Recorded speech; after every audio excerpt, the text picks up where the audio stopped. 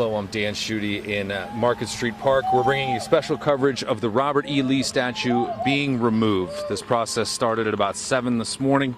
It's now 8:06. It is now being moved by crane. It will be placed on a truck and taken to a secure location until the city decides what to do with it. Happy Saturday and welcome to The Deal. I'm your host, Ed Clark. It is Saturday, July the 10th, 2021, and we're back for The Deal.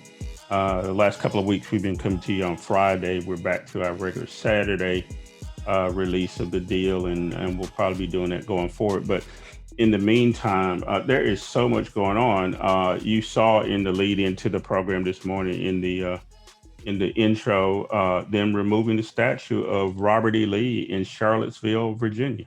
And we remember a few years back that the removal, or just talking about the removal of the statue in Charlottesville, led to the death of one person in the midst of the protest there. It also gave us the famous line from the then President Donald Trump that they're good people on both sides. So I want to start off this morning talking about Charlottesville, but we're going to talk about a whole bunch of other stuff. And I got two people that are going to help me put this into perspective. Our regular Val Atkinson. Val, welcome back to The Deal. Thank you. Good to be here. And because I want to talk about the Supreme Court a bit in this program this week, we have Irv Joyner, professor of law at North Carolina Central University, who's nice enough to get up early on Saturday morning to talk to us about this past Supreme Court session and what we have to look forward to with this 6-3 court. Irv, welcome back to The Deal. Okay, thank you for the invitation to get up early. Well, you know, I try. Well, Val, I want to swing to you real quick first, because you're a Civil War buff, and we talk about the Civil War quite a bit and how it still is impactful. And we'll talk about Nikole Hannah-Jones and her 1619 project in history during this show as well, because history is important, right? That statue of Robert E. Lee that's being removed right now, as we speak, as we're recording this, in Charlottesville, did not go up right after the Civil War. It went up later on, just like statues throughout the United States, even in the North, that you know, praise these treasonous people. I don't know how else to say it. And so what is the impact of the removal of the statue in downtown Raleigh, in Durham, and now in Charlottesville? I know it needed to happen, but you know, is the impact felt from removing it going to be what we think it is, or is it a harbinger of you know something else? I mean, you know, talk to me about that removal of the statue in Charlottesville. I think it's a great start. I think it leads the way to give people confidence and the impetus to remove other statues and plaques and things that relate to the lost cause that should not be erected, especially where some of them are. Now, I know people like Caroline Meriwether Goodlett is rolling over in her grave right now. She was the founder of the Daughters of the Confederacy.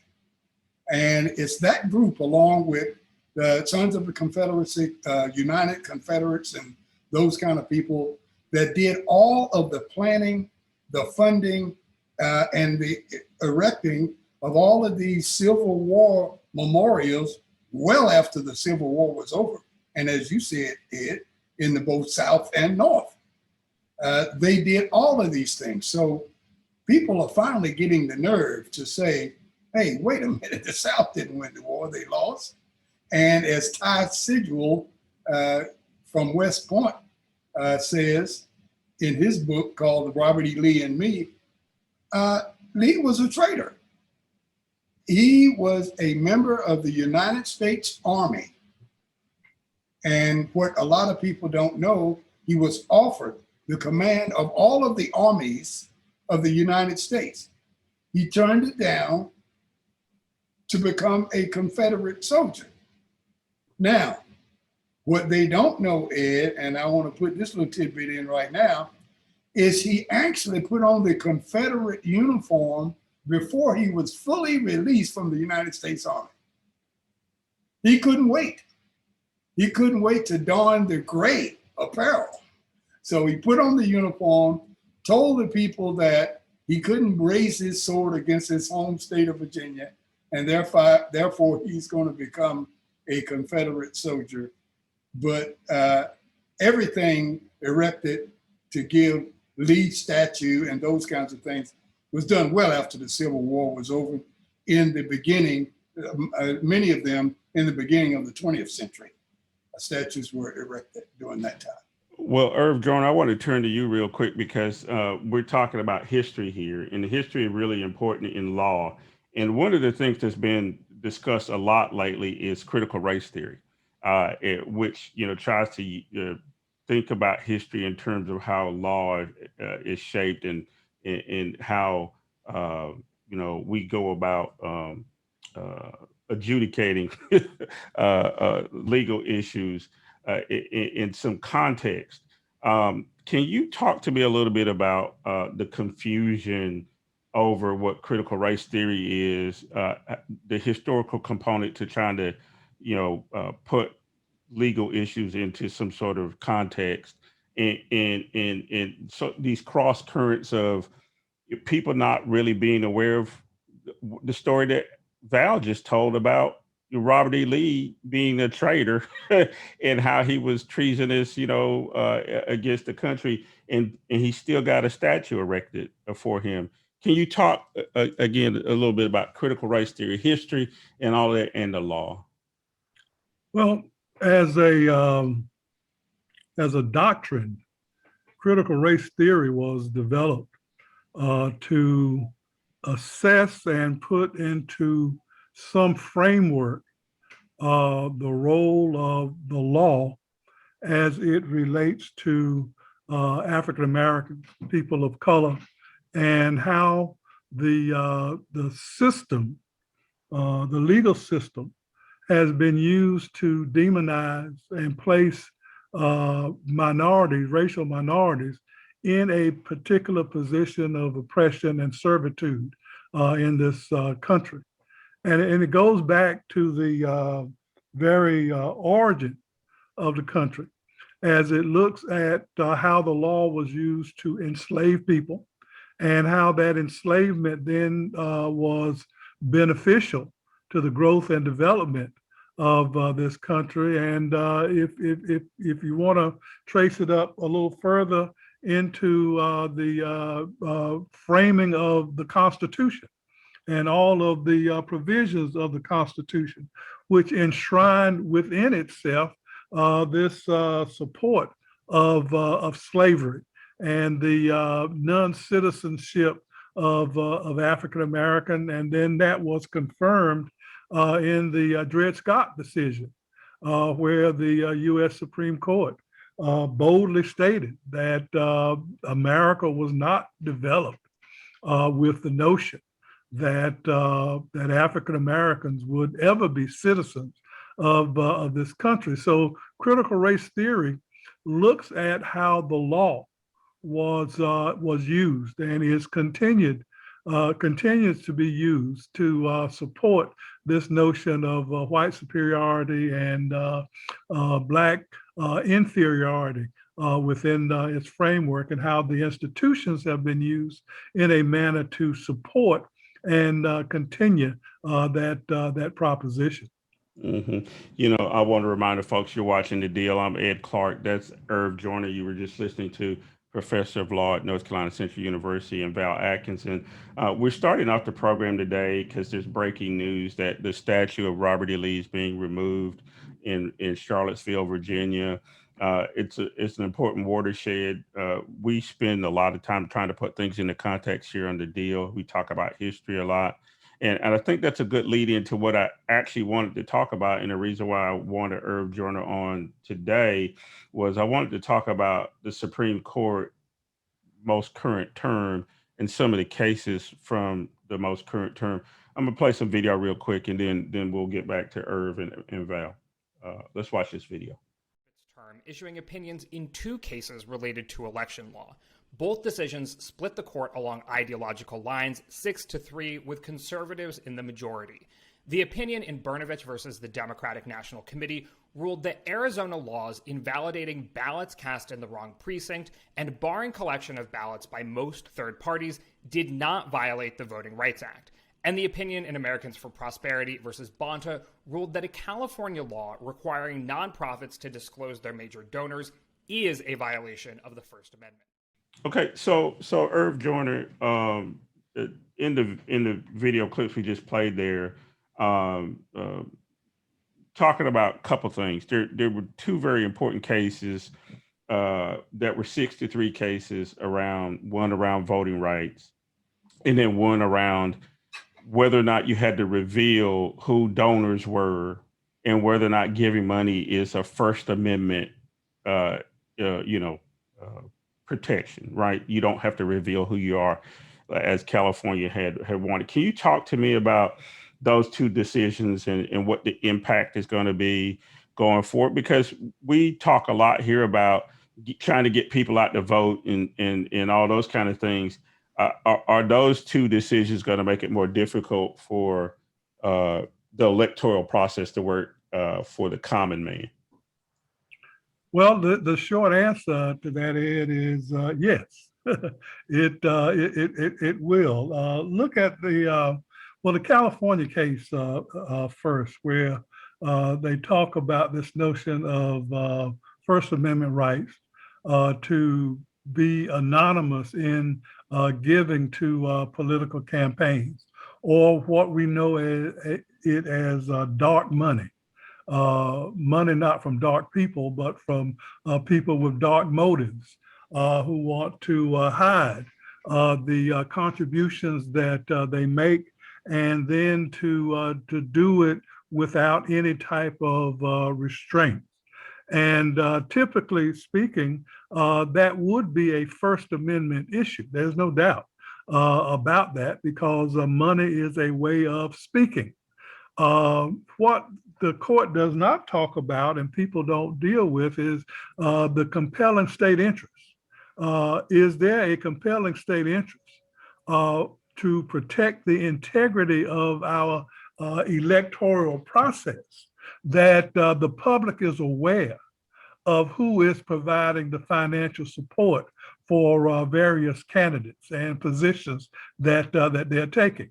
And is that compelling state interest one that would surpass this so-called First Amendment privilege? And I think most people would say yes, because the integrity of the electoral process is the most important thing that you have when you are talking about who's going to be the president, or who's going to be senators, who's going to be congressional representatives, or who's going to be the governor, and right on down the line, because they all play pivotal roles in what happens to people. So this notion of dark money and being able to hide behind some kind of ill-defined notion that money ought to speak, and the more money that you have, the louder you can speak, is one that I think that the court has taken a wrong turn on. Such that now any individual, and now the individual is also defined as a corporation and not just a person, where corporate entities now who make money from people are using the proceeds to influence the legislative and the electoral process. So I think the court got it wrong, but it is the court, and it is a 6-3 decision, and it is going to be in place until such time as the court is changed.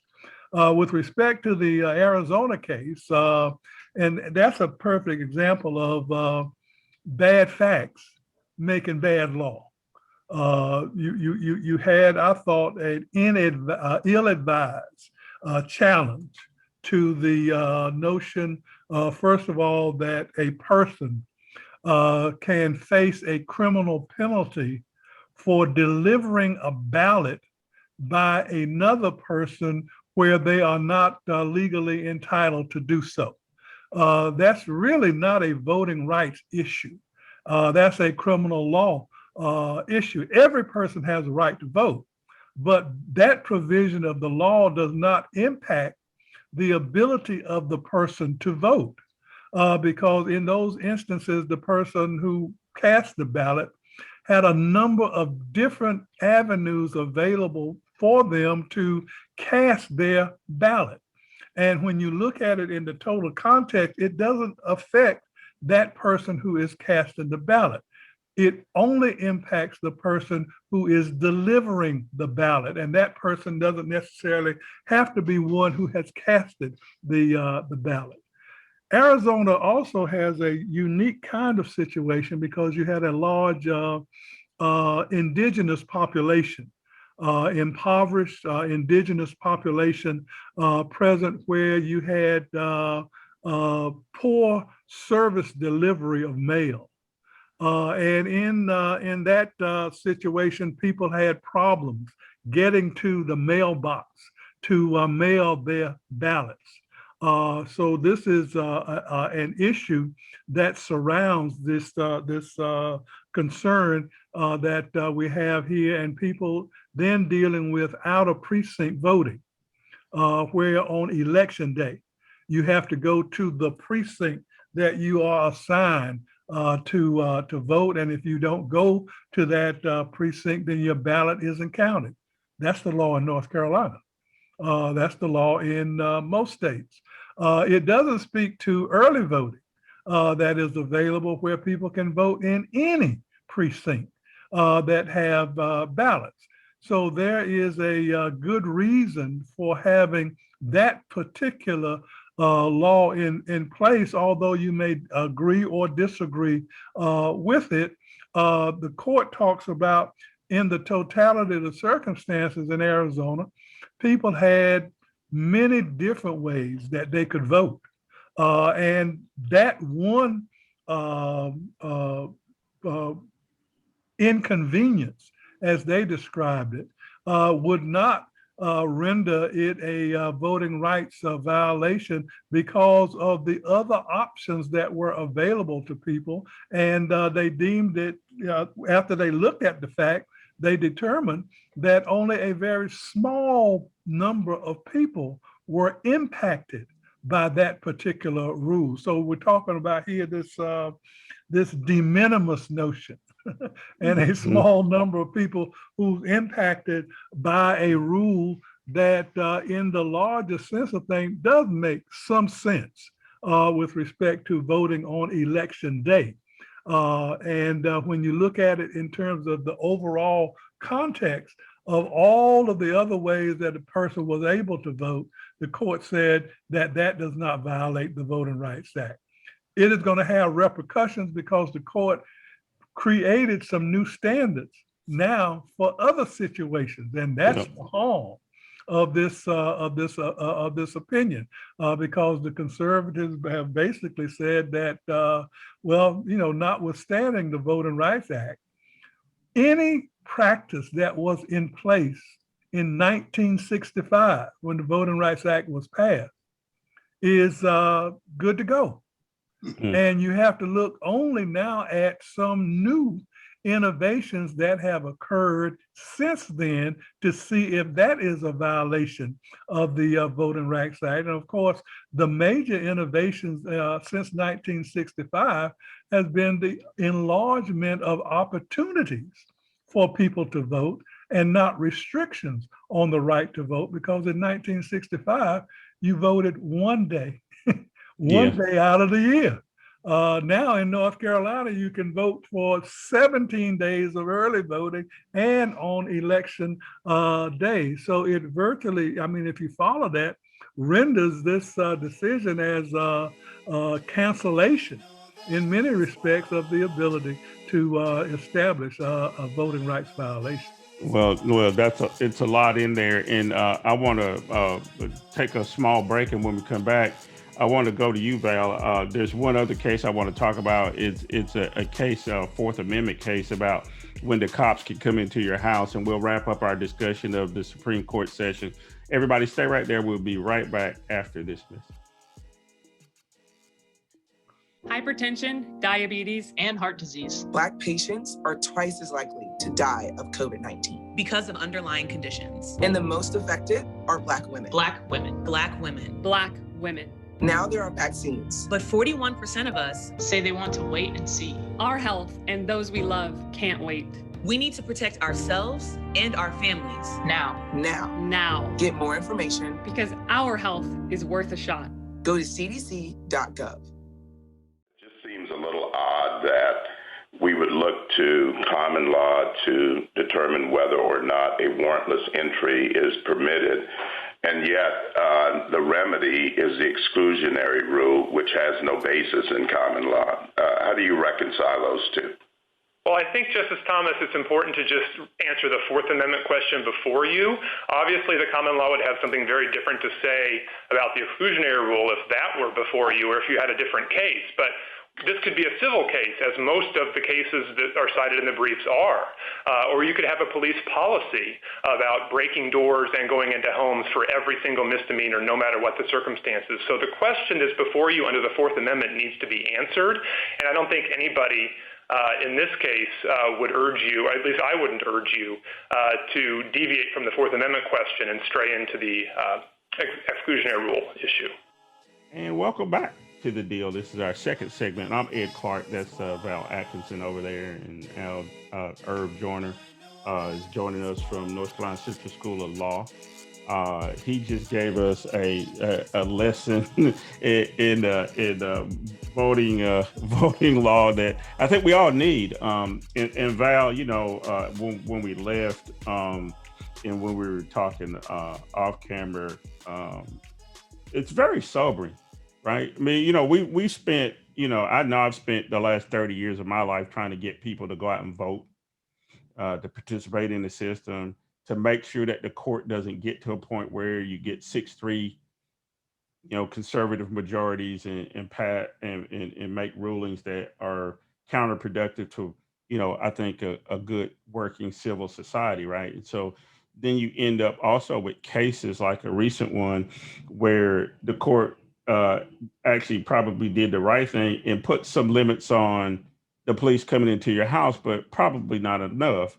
Can you talk to me? There's one case I know you talked about this week with me, the Lane case, where the police pulled up to somebody's house and then went into their garage, and then eventually the court had to decide whether or not the police have a right to do that. But did the court do the right thing in that case? And then did they go far enough? And we'll end up with Irv on that to see, you know, our assessment of how the court handled that one.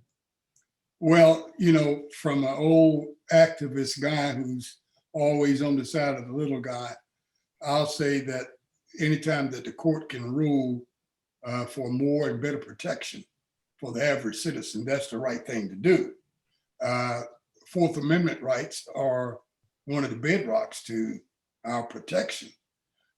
And one of the things that is preeminent in all of our protection is something in the 14th Amendment called equal protection. And we have to really make sure that these laws are applied in an equal fashion. And it's not just done with some people sometimes in certain situations. So we want it done equally across the board. Having said all of that, I think it's critically important that a man's castle is his castle, and that once he is there, that the police, if not some emergencies, some not imminent danger, should be able to go in and stop his automatic garage door from going down. That's what they did in this case. And go in and arrest him or charge him or whatever they plan to do. This was a case that gets to the heart and soul of how powerful are we going to allow our law enforcement officers to be. And they need to be reined in. They need to be shown and known that you are to protect and defend, not to occupy and control.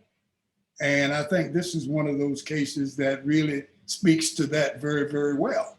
Are you in the business of protecting and defending or occupying and controlling? Some officers don't know that. We could go back to hundreds of cases in the past. But I think anytime the court comes down on a decision for the little man to protect him and his privacy and his home, I think the court may have done the right thing.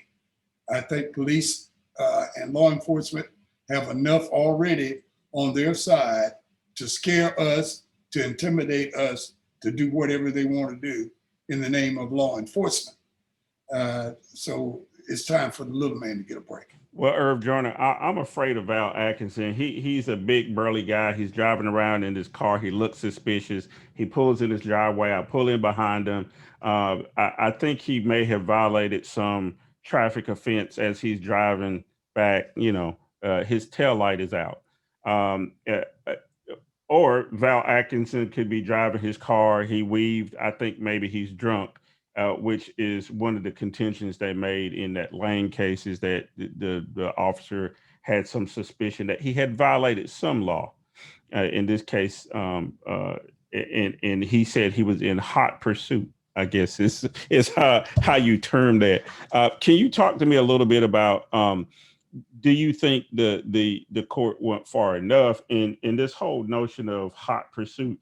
Well, how do you draw the line over Val Atkinson with a broken taillight, or Val Atkinson that's drunk, or Val Atkinson that is maybe suspected of robbing a bank?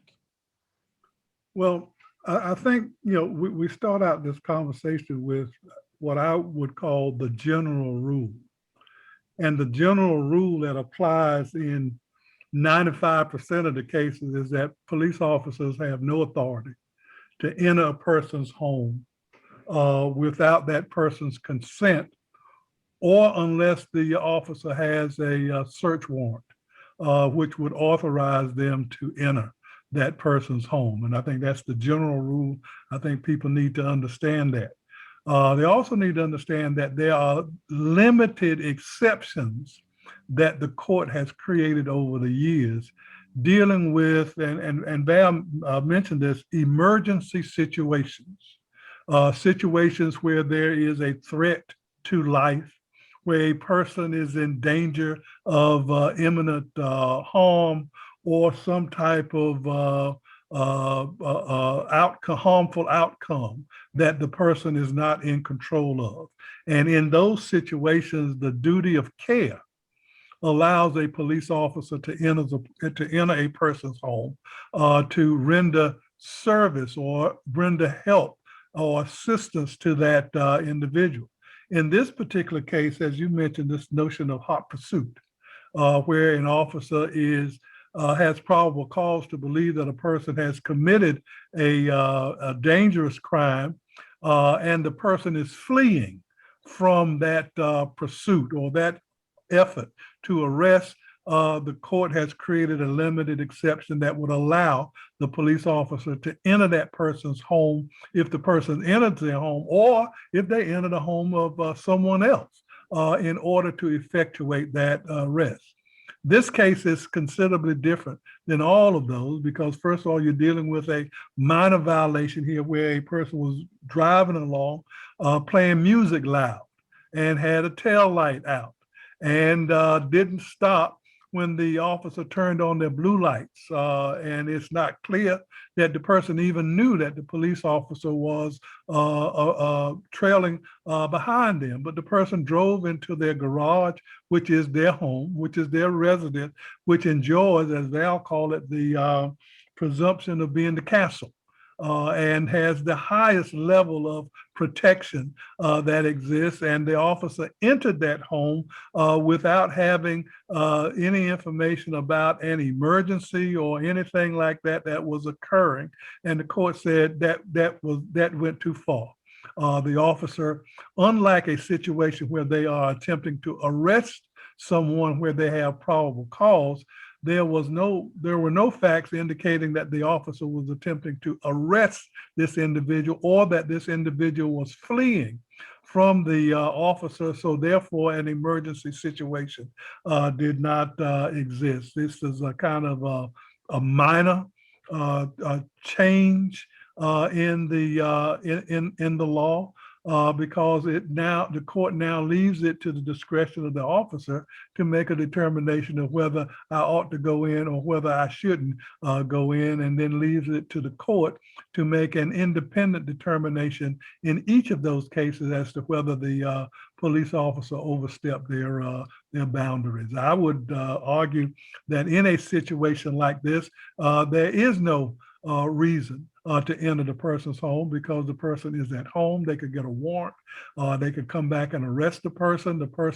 If the person left the home, they could arrest the person. So this is just a minor incursion on the so-called hot pursuit rule that the court has already created. Yeah.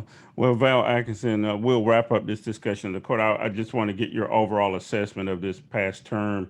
How do you rate this court? You know, like I said, there were some surprising decisions that, like we talked about before with the NCAA, where you get a 9-0 kind of decision, and then you get these 6-3s that are, I think, much more, deal much more with things that affect us. Right.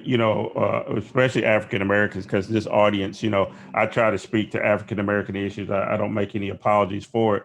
I think this court is dangerous to African Americans. But what is your assessment of this past court session and the kind of rulings that came out? Not surprising. They haven't done anything that surprised me as of yet. Maybe the extent to which they've done things. I didn't expect any 9-0 decisions to come out of this particular court. But I think it's going to be a very conservative, right-wing leaning court. And it's going to stay that way until Democrats, progressives, liberals, whatever, get the nerve and the power to do something about it. That could mean adding additional seats to the courts after we get the power to do that. There's even been talk about creating something akin to term limits and to allow chief executive presidents to nominate people to the court so that each new incoming president would have at least one nomination over his tour as president. There's been a lot of talk about that. Until that is done, we're going to have to live with the 6-3 that we have right now.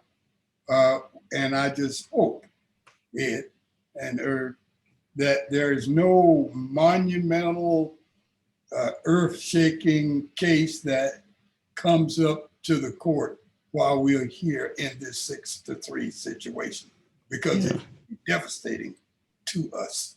Yeah, I'm definitely afraid of that, Val. I feel like just even the Arizona case to me was a harbinger of just some really bad things to come. And if there's many more voting rights cases there, the whole Voting Rights Act gets scrapped, and then I don't know what you do, because legislatively, the Democrats haven't figured out how to get a majority big enough in the House or Senate, and that's tenuous as it is with our redistricting that's going to have to go on after this last census. Let's switch gears in the time we got left in this segment. I want to talk about UNC Chapel Hill.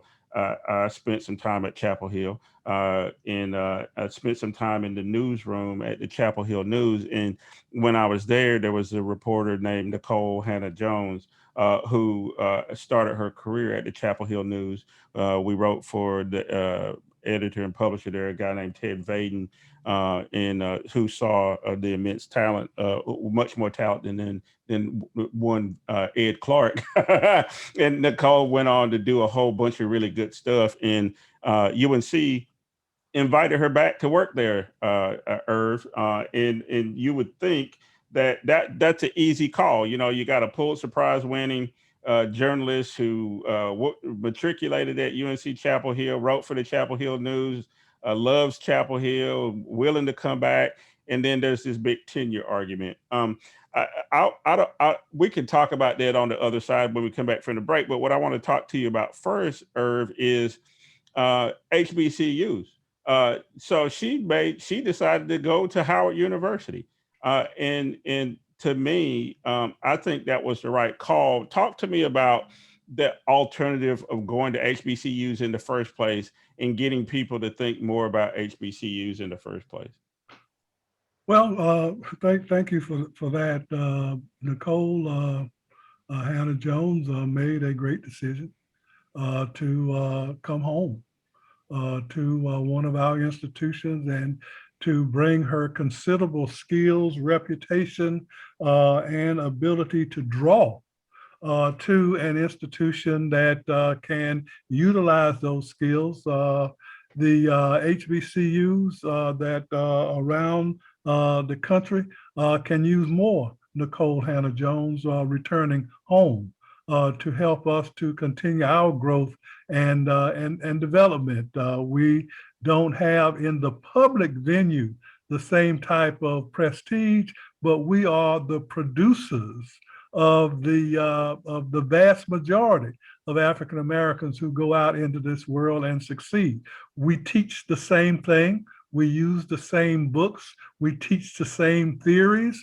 And everything that you can get from a PWI is more valuable at an HBCU, because not only do you get the black letter rules and the black letter theories, but you also get instructions on how to integrate all of that into the racial dynamics that you're going to encounter as you move into the profession that you're in. So hats off to Nikole Hannah-Jones for making the right decision, and those of us who are in the institutions where we make lemonade out of lemons, we salute her and approve of all that she's doing.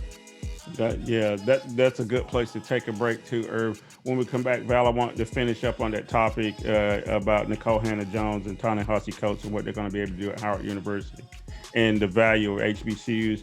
And then we want to talk about the Delta variant. We want to talk about a whole bunch of other stuff in the last segment. So stay right there. We'll be right back after this message. As an Olympic athlete, I prepare for everything. So when I became pregnant, I thought I was ready. But at 32 weeks, I was diagnosed with severe preeclampsia and had an emergency C-section. Looking back, had I known the warning signs, I would have talked to my doctor sooner. Too many women die of pregnancy-related complications, and most are preventable. If you or someone you know is pregnant or recently had a baby, learn the warning signs. It could help save her life. Hear her. Hurtful, and it was enraging because, as you know, you don't grow up a Black child in this country without being told that you have to work twice as hard to get half as far, that you have to be twice as good. But I've been that.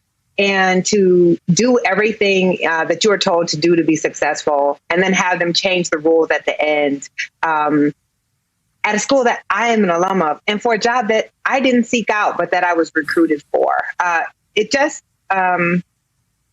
confirmed, my life's work, everything that Ta-Nehisi and I write about how Black people are treated in this country, and how even if you follow all of their rules, in the end, it's not going to guarantee that you'll be treated fairly. And welcome back to our final segment of The Deal. This is Ed Clark. That's Val Atkinson. He's usually here with me on Saturday mornings, and we forced Irv Joyner to get up early on Saturday morning and come in here and talk some legal stuff. We wanted to wrap up the session of the Supreme Court and tie a bow around it and get some analysis on some of the cases that were important. And I think we did that, Irv. So I really appreciate you coming in with us this week. We ended up, Val, though, talking about HBCUs and the value of HBCUs. We saw Nikole Hannah-Jones coming in from the break, talking about why she went ahead and decided to go to Howard University. Irv makes a really good point. If you're going to be a professional, Val, and you got to pass a bar exam, or you have to pass a CPA exam, the education you get at the HBCU is going to prepare you for those professional certifications that you have to get those credentials. So you can go to a PWI if you want to, but you're probably you are just as likely to pass the bar graduating from NCCU as you are from UNC Chapel Hill. Talk to me. You've taught at both kind of institutions. Talk to me about the value of HBCU education.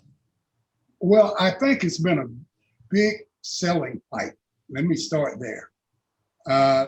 One of the examples that I offer in this category is Dick Vitale. He's a great sports announcer, and he used to always brag about coming to Cameron Indoor Stadium and looking at the crazies and asking, can you believe these guys have an average of 1,400 plus on their SAT?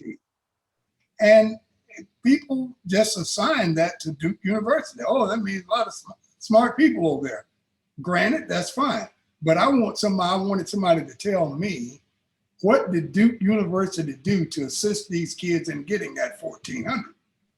Not a thing. Not a thing.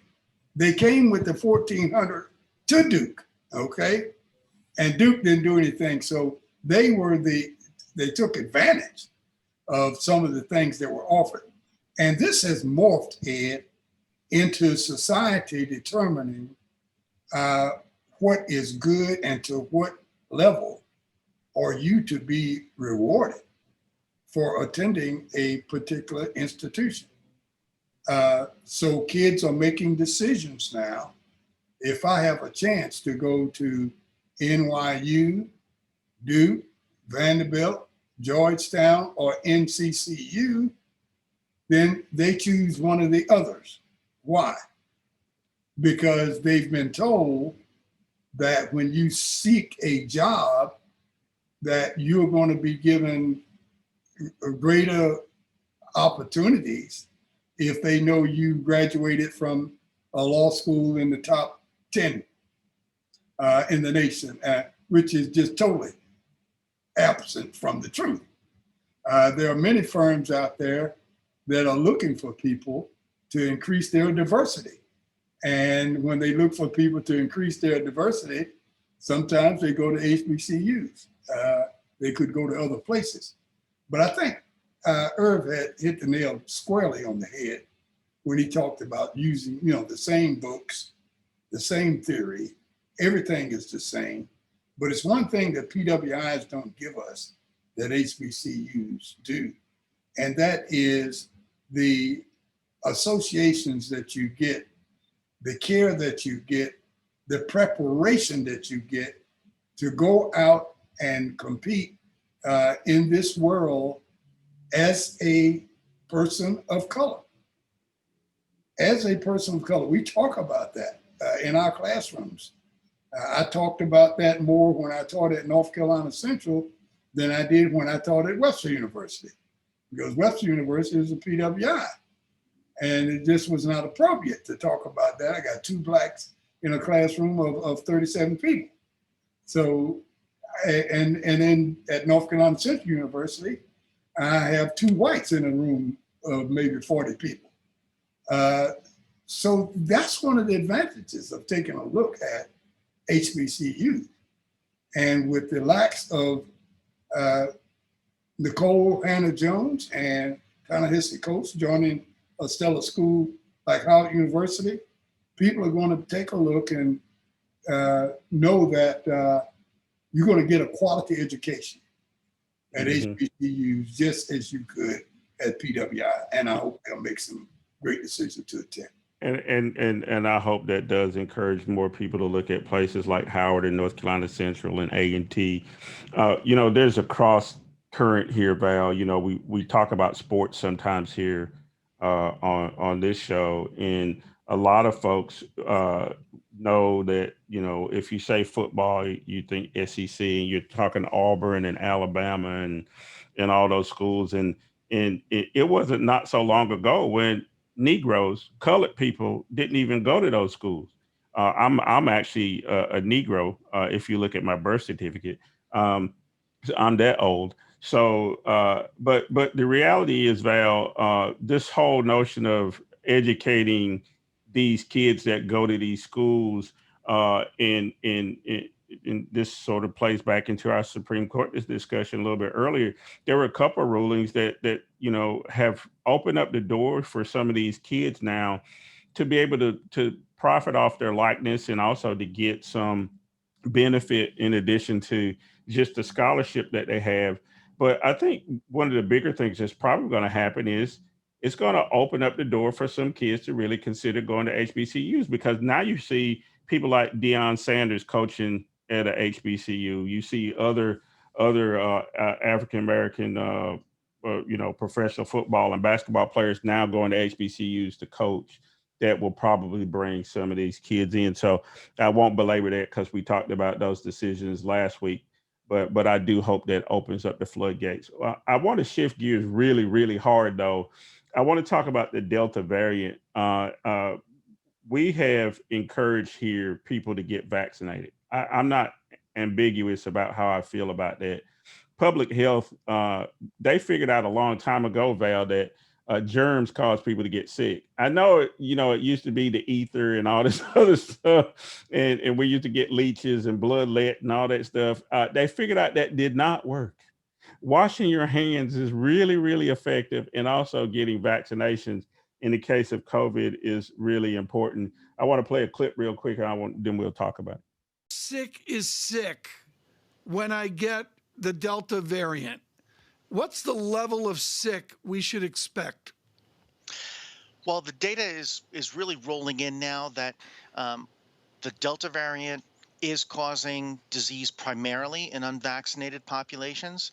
And the disease that it's showing seems to be a bit more severe than the disease we saw in similar age groups at the beginning of the pandemic. So if you're unvaccinated, the risk from Delta variant is greater of infection, and there's also going to be a slightly greater increase of severe disease from infection. So there's nothing good about being unvaccinated when you think about the Delta variant. So Val, that's folks from Johns Hopkins University. They're not ambiguous about this. If you are not vaccinated, the Delta variant will make you sick. And we see spikes in states where people are still resistant to being vaccinated, and mask wearing and vaccination is still a political issue. Why, after 620,000 dead Americans, is this still a political issue?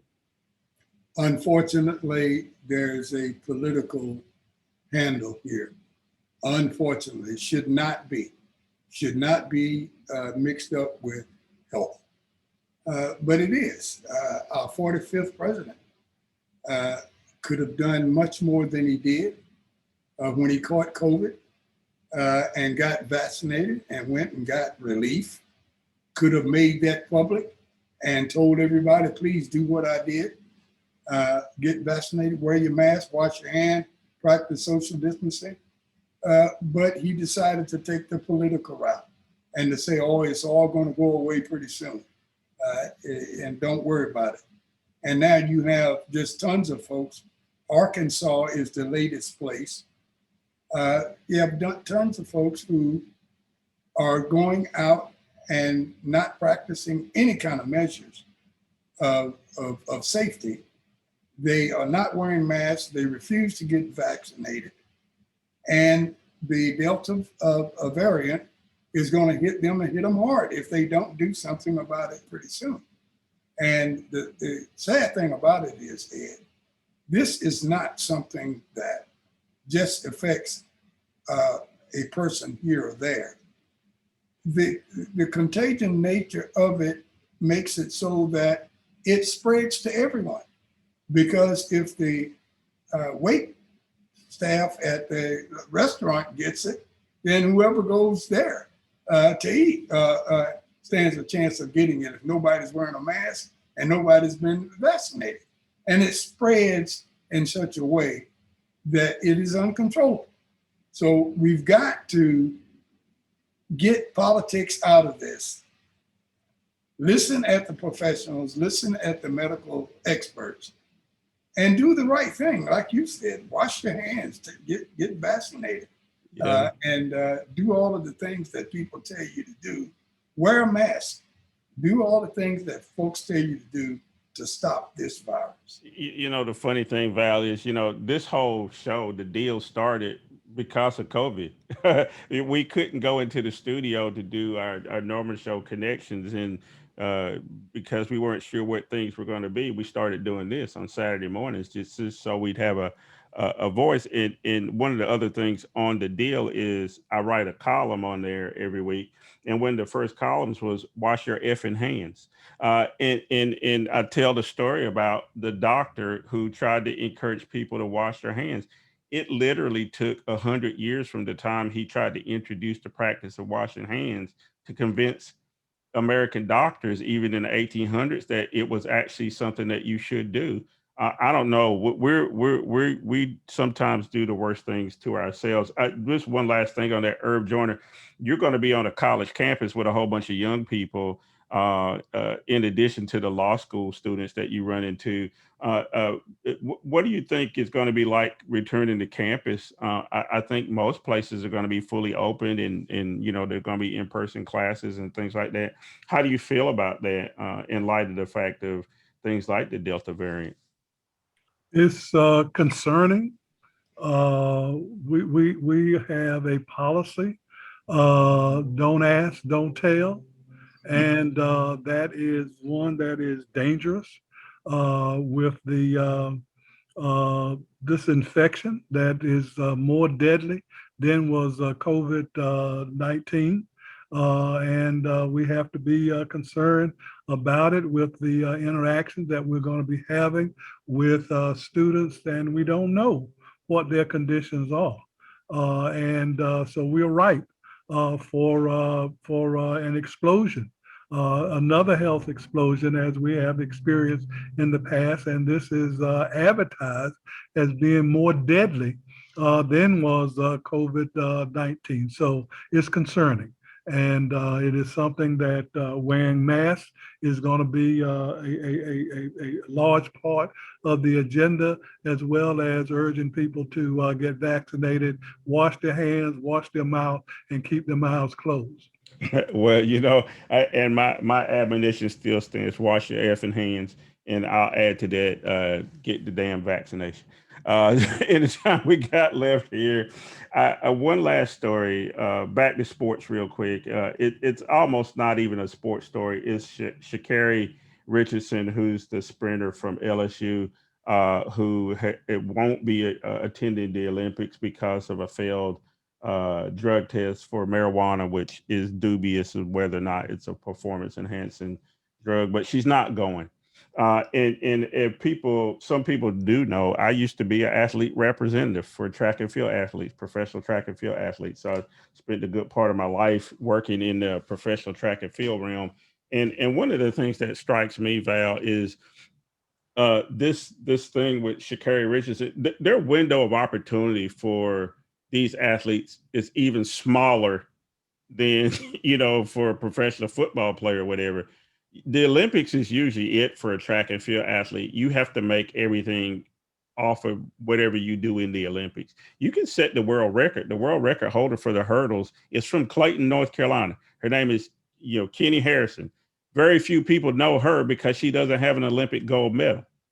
But she is the best hurdler in the world because she's never been able to win a gold medal. Nobody really knows who she is.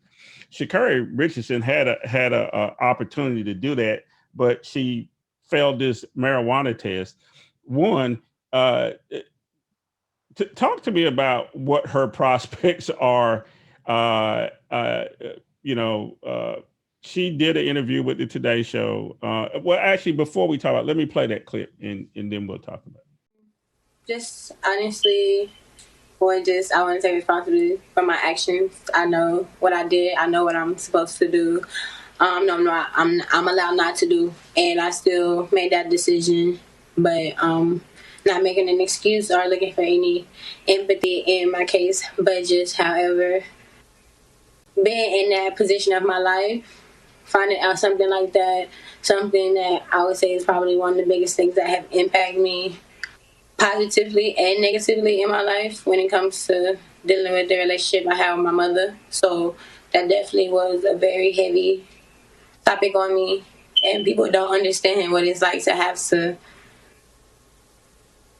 hard. People do. We all have our different struggles. We all have our different things we deal with. But to put on a face, to have to go in front of the world and put on a face and hide my pain. So that's Miss Richardson. She comes across as being a real person, genuine, apologizing or whatever, but not very polished, right? So her only option, Val, is to make money from running at this point, but she can't run. What are her prospects, honestly? Well, we're hoping that she'll be able to compete in some track and field events after the Olympics. And maybe she could still have an opportunity to push her name forward. But it's nothing like the Olympics. Every 4 years it comes around and you get an opportunity to compete against the world's best. And if you're going to take yourself out of that, or they're going to disallow you to be a part of that, that's really getting into your pockets, as you alluded to, Ed, because that was an avenue for her to monetize her skills and her abilities and what she does. So that's being taken away. I don't know about the fairness. It gets back to the whole cannabis argument that we have been arguing against, some of us here in the United States forever. And being almost an octogenarian myself, telling on myself here, I can tell you that way back when, I was in the military, I was in Southeast Asia, and cannabis was everywhere, and I experimented myself. And I can tell you that it is not a performance enhancing substance. It is not. It is just the opposite. Well, all I want to know, did you inhale? Yes, I did. Yes, I did inhale. I mean, I'm just being honest about it. Well, but you know, Richardson is, I really appreciate her honesty, her forthrightness, and those kinds of things. I'm glad she, when she did decide to use cannabis, it was in a state that was legal for her to do that. So she won't be facing other criminal concerns. But I think I'm glad. The only good thing I can see out of this is the reaction from the media and other people are on her side. And I think part of that is because of the changing view of cannabis in the United States of America. I think that's the case. People are looking at it now and saying, hey, I mean, it's not a big thing. Hell, 3 or 4 out of the last 5 or 6 presidents used cannabis. So what are we talking about? Yeah, there you go. You know? Well, I hear you. We're about to run out of time, and I want to make sure that we rejoin this cannabis discussion at some point, Irv Joyner. We're going to have you come back, and we're going to try to make sense of all the different legal ramifications of cannabis emerging as $1 billion industry on the same level as the alcohol industry, but there being different federal laws that are completely different than what states are doing. So I do want to talk about that in another program. But before we leave, like I always do, I'm going to ask you, Irv Joyner, I'm going to go to you first. What do we got to look forward to in the coming week? What are you doing? Tell me something good.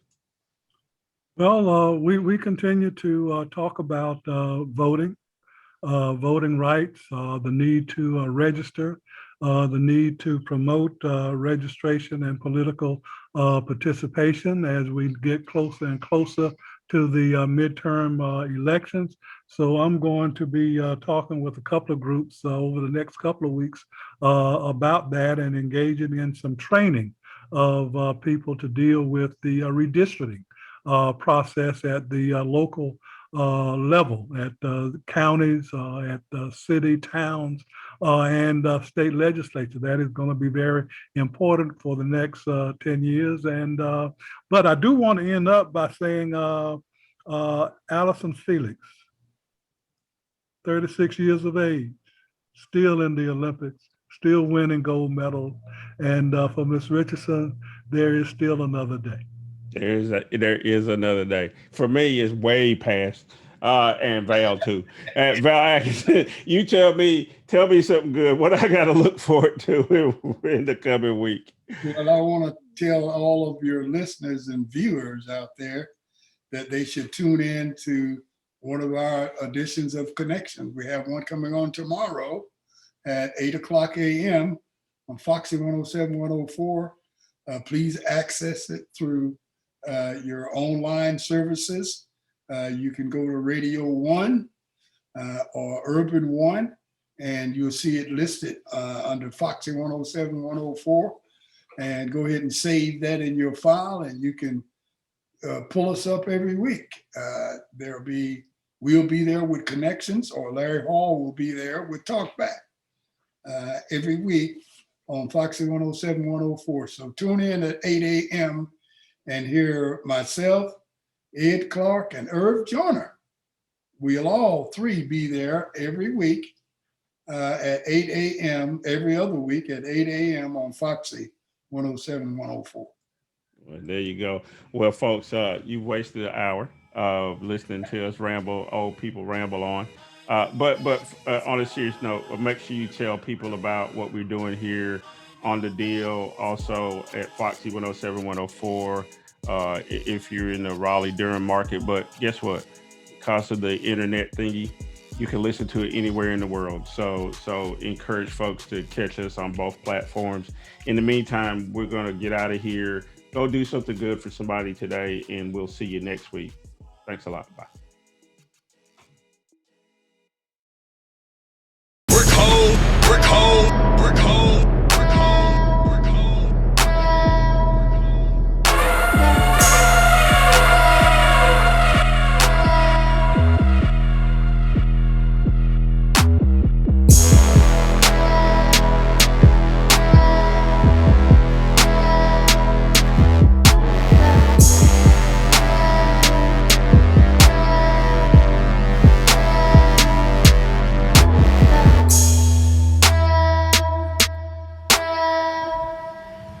Hello, I'm Dan Schutte in Market Street Park. We're bringing you special coverage of the Robert E. Lee statue being removed. This process started at about 7 this morning.